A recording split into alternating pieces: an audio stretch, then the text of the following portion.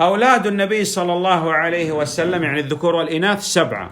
Пайгамбар саллаллаху алейхи вассаламдын балдары, эркектер жана кыздардагы баарысы жалпысынан 7 боласылар. القاسم وبه كان يكنى عليه الصلاة والسلام فكنية النبي صلى الله عليه وسلم أبو القاسم. Эң биринчи баласы бул Ал-Касим. Ал-Касим жана ушул баласынын атынан пайгамбар саллаллаху алейхи вассаламды аташат эле. Анын куньясы Абул Касим. وإبراهيم Жана ошондой эле Ибрахим баласы. وعبد الله. Абдулла үчүнчү баласы. هذا الذكور 3. Бул 3 эркек баласы. والإناث 4. Жана 4 кызы болгон. فاطمة، Фатима, رقية، Рукайя, كلثوم، Кулсум, زينب.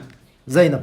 كل هؤلاء ال7 ماتوا في حياة النبي صلى الله عليه وسلم إلا فاطمة رضي الله عنها ماتت بعد موت النبي صلى الله عليه وسلم. Ушулардын баарысы тең, баардык балдар тең пайгамбар саллаллаху алейхи вассалам тирүү кезинде эле кайтыш болуп кетишти. Бир эле Фатима радиаллаху анха ал пайгамбар саллаллаху алейхи вассалам өлгөндөн кийин эле бир той өтпөй эле ал дагы кайтыш болду.